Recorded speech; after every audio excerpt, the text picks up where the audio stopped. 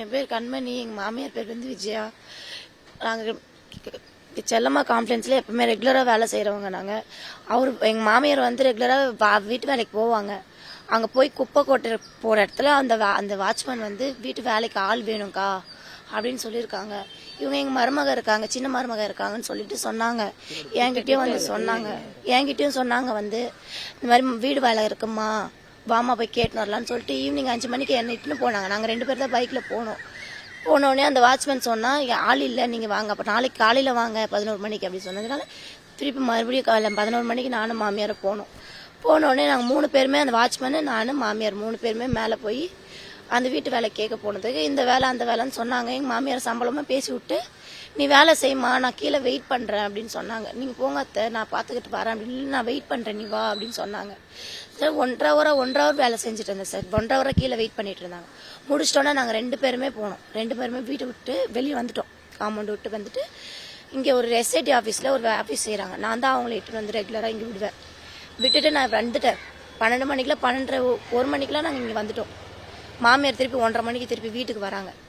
வீட்டுக்கு வந்துட்டு 2 மணிக்கு திருப்பி செல்லம்மா காம்ப்ளெக்ஸ்க்கு போகிறாங்க. 2 மணிக்கு போயிட்டு 5 மணிக்கு வேலையை முடிச்சுட்டு எங்கள் பெரிய மருமகளுக்கு ஃபோன் போட்டு இந்த மாதிரி நான் காய்கறி நறுக்கிற வேலை இருக்குமா, நான் போய் கேட்டுட்டு மட்டும் வந்துடுறேன் அப்படின்னு சொல்லிட்டு நடந்தே போயிருக்காங்க போல. நடந்தே அந்த ஆளுக்கு வாட்ச்மேனுக்கு ஃபோன் போட்டு லாஸ்ட்டாக 5:50க்கு ஃபோன் போட்டு பேசினாங்க. பேசி இந்த மாதிரி நான் வரட்டேன் நான் கேட்டிருக்காங்க. நீ வாமா வேலை இருக்குது வாமா அப்படின்னு சொல்லி இந்த ஆள்கிட்ட சொல்லி போயிட்டுருக்காங்க. போனாதான் அங்கே என்ன ஆச்சுன்னு தெரியல சார். நாங்கள் எங்கள் வீட்டிலேருந்து 7 மணிக்கு வந்தேன். நான் வந்து அத்தையை காணோமே அப்படின்னு சொல்லிட்டு 7:30 மணிக்கு நான் ஃபோன் அடித்தேன். இதுமாரி எங்கே இருக்கீங்க அத்தை அப்படின்னு சொல்லிட்டு கேட்கலாம் ஃபோன் அடித்தேன். ஃபோன் இந்த மாதிரி யாரோ எடுத்துகிட்டு ஜென்ஸ் பேசுனாங்க. ஹலோ சார் யார் பேசுகிறான்னு கேட்டேன் நான். இந்த மாதிரி இந்த ஃபோன் உள்ளவங்க வந்து இங்கே வாங்கி போட்டு மயக்க மாட்டேன், மூச்சு பேச்சு இல்லாமல் இருக்காங்க, வாங்கம்மான்னு சொன்னாங்க. நாங்கள் நார்மலாக மயக்க போட்டு வந்துருப்பாங்கன்னு சொல்லிட்டு நார்மலாக போனால் மூச்சு பேச்சே இல்லை,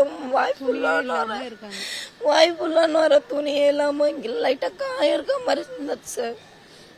லைட்டாக காயம், சுத்தமாக துணி இல்லை, உடம்புல துணி இல்லை, லைட்டாக புடவை இப்படி போத்திருக்காங்க, பாவாடெல்லாம் இல்லை.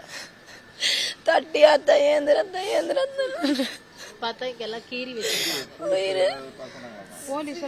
கேட்டோம் சார்.